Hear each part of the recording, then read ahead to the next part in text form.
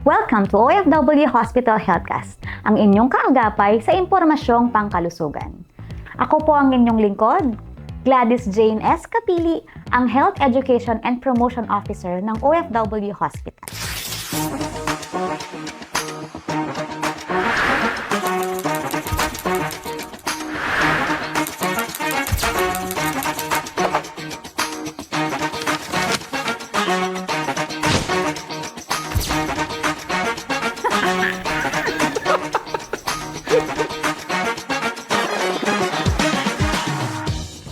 February na! Heart Month na! Habang tayo ay busy sa mga date at kilig moments, merong isang tahimik at very persistent na hindi natin napapansin. Ano yan? Ang high blood pressure. Ngayon, pag-uusapan natin kung paano natin maiiwasan ang pagkakaroon ng hypertension. Ngayon, makakasama natin ang in-house cardiologist ng OFW Hospital, si Dr. Joseph Usibal, para gabayan tayo sa mga impormasyon patungkol sa hypertension. Welcome, Doc! Welcome. Thank you Gladys. No? So, maraming salamat at na-invite ako dito sa ating OFW Hospital Healthcast. And sana masagot natin yung mga tanong or mabigyang linaw natin yung mga katanungan ng mga pasyente natin tungkol sa kanilang health. Yes. So ngayon, Doc, pag-usapan po natin, ano po ba ang hypertension? Okay. So, ang hypertension o sa Tagalog, alta presyon o commonly tinatawag na o ginagamit natin yung term na high blood. Okay? Ito yung condition na kung saan tumataas yung pressure sa loob ng ugat, no? Yung arteries natin. At yung pagtaas na yon hindi lang siya panandalian, kundi sustained. Tapos ito ay nagkukos ng iba't ibang problema o risks sa katawan natin, no? So, yan ang hypertension. And kadalasan ng hypertension, dalawang klase yan. Meron tinatawag na essential hypertension. Ito yung ating mga namana o nakukuha sa ating lahi, no? Yung mga magulang, kapatid, ganyan. At meron din naman tinatawag na secondary hypertension. Secondary hypertension, ito yung dala o secondary o dahilan mula sa isang sakit o kondisyon. Example is yung halimbawa ay sakit sa bato, yan, pwede mag-cause ng secondary hypertension yan. Or yung endocrine problem, pwedeng mag-cause po yun. Doc, ang hypertension po ba pwedeng makuha ng kahit na anong edad? Tama, Gladys, no? Noong kasing unang panahon, nung limitado pa lang ang kaalaman sa high blood pressure o hypertension, akala nila ang hypertension para lang sa mga may edad o matatanda. Sa kasalukuyan, ang hypertension ay nakikita na namin sa mas batang populasyon, no? Hindi lang ho dun sa may edad o elderly or senior citizens. Kahit po dun sa active or regular working population, nakikita natin na meron silang hypertension. And magugulat ka, meron tayong mga bata na may premature hypertension. So, laganap o kumbaga prevalent o talamak, no, ang incidence ng hypertension, mataas. Dok, sa inyo pong palagay, paano po kaya nila nakuha yung hypertension? Dahil, siyempre, alam natin, no, bata pa naman sila, hindi pa naman sila masyadong kumain ng maraming matatabang pagkain. Paano po kaya nila nakuha yun? Kung mas nakikitaan natin ngayon ng mga young age at a working population na nagkakaroon ng hypertension. So, ang mga bagay na nagiging dahilan bakit sila ay nagkakaroon ng hypertension o nagkakaroon ng hypertension in general is, una, yun nga, yung risk o yung lahi, no? Yung pwedeng, yun ay mayroon tayong family history, okay? Pero, isang contributor o nagiging dahilan kadalasan is, one, lifestyle, no? Yung lifestyle natin, yung minsan kulang sa tulog, kulang sa pahinga, walang exercise o sedentary yung lifestyle, pwedeng maging dahilan ng early or pagkakaroon ng high blood kahit sa batang edad. Meron pa is yung klase ng trabaho, no? Yung mga sa practice ko sa cardiology, marami akong naging pasyente o nakitang pasyente na early 20s, nagkaroon na ng hypertension. Yung mga shift workers, no? Ito yung mga nagtatrabaho sa BPO o dun sa klase ng trabaho na ang kanilang work hours ay alanganin. So, isa ho siya sa mga bagong risk factors ngayon. Diet, no? Halimbawa, tayo ay malakas sa pagkaing maalat o mataas sa asin, pwedeng maging reason for hypertension. Okay. So, medyo nagigilty tayo dun sa sinabi ni Doc na lifestyle at sedentary, no? Doc, ngayon kasi, kung napapansin po natin, nauuso yung mga nagra-running, nagwo-walking. Sa palagay niyo po ba, enough na po yun na pwedeng maging start nila or kick-off start nila para maiwasan ng hypertension? Okay. So, halimbawa, nagkaroon ka ng pasyente na may hypertension, kasama sa laging ina-advise ng doktor is lifestyle modification. And kasama sa lifestyle modification, hindi lang limited sa diet, kundi exercise, no? So lagi kong sinasabi sa pasyente yan na ang pinaka pundasyon, okay, ng panggagamot ng hypertension is lifestyle management. So halimbawa, alam mo naman yung kakainin, alam mo yung diet, yung iba nag-exercise, which is maganda yon, no? May mga mailan, no? Hindi ko naman sasabihin na lahat. May mga mailang pasyente na kayang i-prevent ang early occurrence o ang maagang pagkakaroon ng hypertension with exercise. At meron din naman mga pasyente na initially na-diagnose na may hypertension, okay? Maaring mild hypertension. Sa exercise, sa diet, na nakuha nilang napababa yung blood pressure nila. Pero syempre, bago tayo mag-engage ng exercise, kailangan ay guided or sa madaling salita, pinayagan tayo ng ating mga doktor. Kasi minsan pala, napakataas ng blood pressure, mag-e-engage tayo sa exercise, tapos ang mangyayari is lalong tataas dahil sa exercise. So, hindi advisable yon. So, ang pinakamaganda is magpaalam pa rin sa inyong doktor bago mag-engage sa exercise. Doc, question. Halimbawa po ay na-diagnose na siya na may hypertension. Nagagamot pa po ba or magiging katulad na siya nung mga nasa medyo matatandang age na hanggang may hypertension na sila? Okay. So, again, magandang tanong, Gladys, no? Ang kadalasang discussion ko o pagpapaliwanag sa mga pasyente na na-diagnose ng hypertension, lalo na yung mga first time, is ang hypertension, maaring panghabang buhay siya. Pero, ang gamot, nagbabago. Depende sa pangangailangan ng katawan. So, may mga pasyente na maaring mababang dosage muna, okay? Nagkataon o hindi nagkakaroon ng pagkakataon na mag-diet, hindi nagkakaroon ng pagkakataon mag-exercise, tumataas yung BP o hindi nako-control yung blood pressure. So, bilang doktor, kailangan i-adjust o i-titrate yung gamot. Kasi pag hindi mo tinitrate, parang baliwala yung panggagamot dahil hindi mo na-achieve yung gusto mong ma-achieve na control ng blood pressure sa pasyente. So, nagbabago. Yan ang keyword doon. Doc, hindi naman sa gusto nating takutin o kaya anuhin yung mga manonood natin. Pero halimbawa, Doc, napabayaan ng hypertension, saan ito pwede mag-lead? Okay, so halimbawa, ang blood pressure ay pinagsawalang bahala, no? Hindi pinansin, no? Kadalasang dialogo o linya dyan is, Doc, wala naman po ako nararamdaman, di ba? O kaya, minsan, kahit nga sa simpleng blood pressure lang, makukuha nila mataas, pero wala naman ako nararamdaman. So, pwedeng i-dismiss o pagsawalang bahala yan.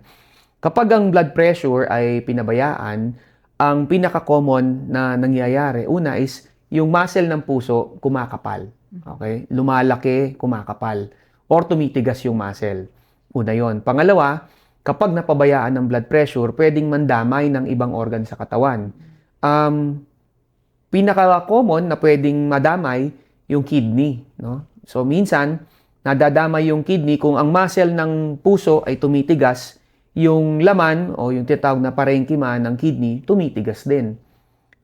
Meron pa, no? Halimbawa, sa sobrang taas ng blood pressure, na stroke sila. So, napuputokan ng ugat sa utak. So, yan yung mga pinaka-common. Pwede ring maging reason ng pagbabara ng ugat sa puso o even pagbabara ng ugat sa utak. Yan yung tinatawag na atherosclerotic cardiovascular disease. Dala ng hypertension din yan, isang contributor nun. So marami pala ang pwedeng mangyari na kapag napabayaan ang hypertension. Ngayon naman, Dok, ano naman po yung maaari po ninyong masuggest para naman dun sa mga pasyente natin na may hypertension na alam nila pero nagme-maintenance, pero kapag nakita nila na nagpa-blood pressure sila, pumapasok sa normal, ay titigil nila yung maintenance nila. Merong mga pasyenteng ganyan, no? Yung alam nila na umiinom sila ng gamot, tapos nakita normal, titigil or magbabawas ng gamot. So, ang simpleng paalala lang po sa mga pasyenteng ganyan is bago po sila magtigil o magbawas ng gamot, una, kailangan may guidance o supervision ng doktor. Kasi may mga gamot na sabihin na nating controlled, no? Maganda yung blood pressure ng patient at pwedeng bawasan, sabihin na natin. May mga gamot kasi na hindi basta-basta tinatanggal. Dahil pag bigla mong tinanggal, biglang tataas yung BP. Okay? Unang punto. Pangalawang punto, kaya normal ang BP mo ngayon dahil do sa ininom mo kanina o kahapon. So, epekto ng gamot na tinitake mo. Halimbawa, tinanggal mo o hindi mo ininom yung gamot ngayong araw na ito, for sure, in the next few days, if not bukas, mataas yan. Dahil wala nang epekto sa katawan natin. Kasi, ang mga gamot na yan, nakadisenyo lang na on average, between 12 to 24 hours ang bisa sa katawan natin. Yung ibang ang gamot, kailangan inumin ng umaga at gabi dahil 12 hours lang ang bisa. May mga gamot na kaya nga magtataka kayo, but once a day yung tableta ng isang pasyente, yung isa, 2 times a day, dahil yung once a day, kayang i-sustain o kayang umabot ng 24 hours yung effect. Dok, ano naman po ang masasabi nyo dun sa mga nagse-self-medicate sa hypertension? Halimbawa, alam niyang mataas yung blood pressure niya, pero hindi pa siya nag-consult sa doktor. Ngayon, yung kakilala niya, nagtitake ng blood pressure medication, nag-take din siya. Ano naman po yung maisasuggest nyo para maitama natin? So, in other words, nakigaya. Nakigaya. No? Okay. Ang lagi kong sinasabi sa pasyente is, hindi kayo magkatulad ng katawan, hindi kayo magkatulad ng pangangailangan. Kahit nga ang kambal, iba-iba yung pangangailangan. So, may mga pag-aaral dyan na kahit may kambal dito na parehong may hypertension, hindi ibig sabihin na kambal sila, pareho na yung gamot nila. So, hindi advisable yung manghihiram ng gamot sa ibang pasyente o kamag-anakan, ganyan. Dahil iba't iba yung ating goals o targets sa blood pressure. So, maigi pa rin na pakonsulta sa doktor para ma-determine ano yung pinakamagandang gamot para sa blood pressure nila. Okay, yan. Ang ganda nung answer ni Doc kasi maraming mga pasyente yung gano'n, ano. Doc, last part na lang po. Any general message po para sa ating mga manonood tungkol sa hypertension para mas mabigyan natin sila ng guidance? Okay, so again, maraming salamat sa pagkakataon para ipaliwanag yung hypertension. Una, kung tayo po ay dapat sana mas manatili na malusog. So, healthy living, healthy lifestyle, yung stress manageable po, adequate yung pahinga. Kasi sa mga walang hypertension, isa pong paraan yun para ma-prevent ang early onset o ang maagang pagkakaroon ng hypertension.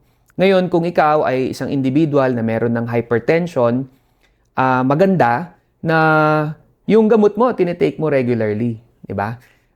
At the same time, ikaw ay namo-monitor ng doktor. Kasi, gaya ng sabi ko kanina, yung hypertension, maaaring magbago yung mga gamot na pangangailangan ng isang pasyente. So, depende yan, no?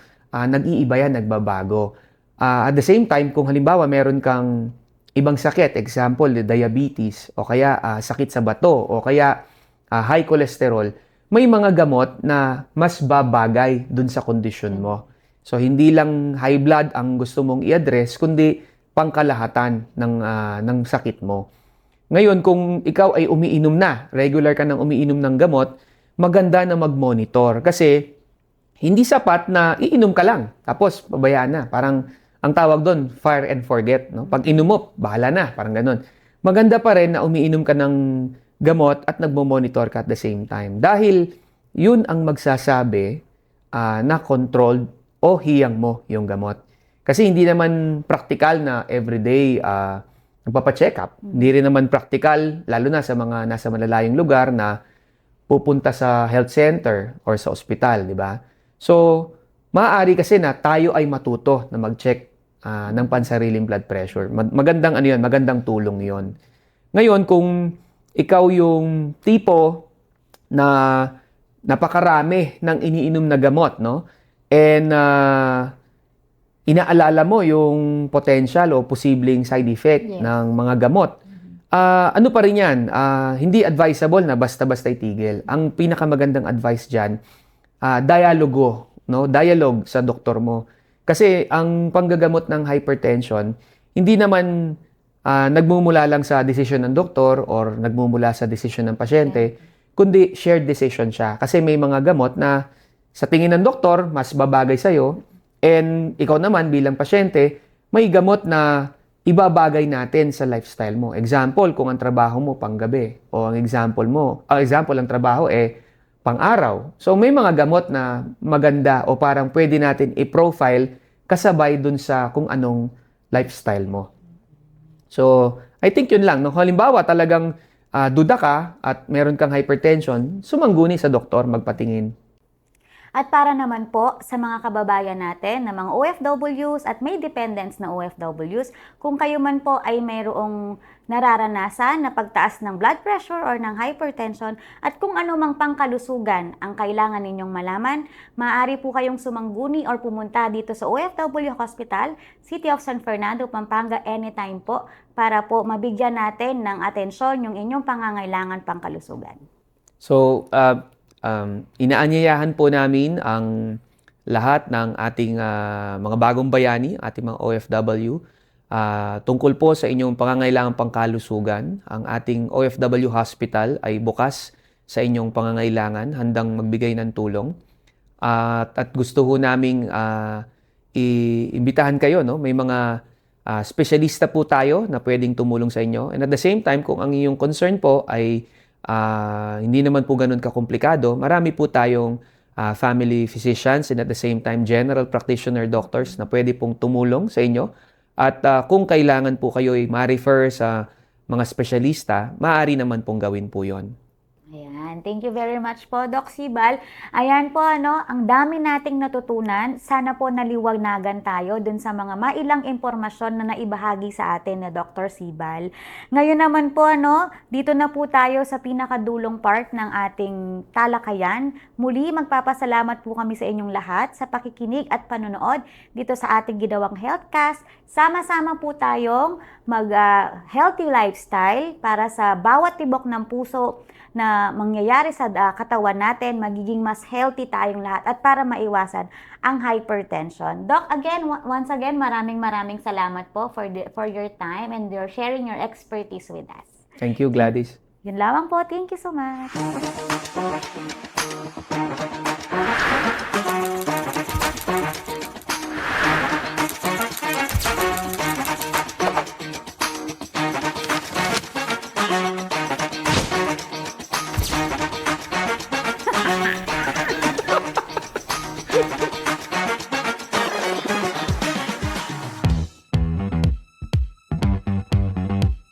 Para manatiling updated po sa mga nangyayari o kaganapan dito sa OFW Hospital, maaari po kayong mag-like and follow sa Facebook page ng OFW Hospital at dun sa website na ofwhospital.info para po sa mga karagdagang katanungan ninyo na masasagot through the pages.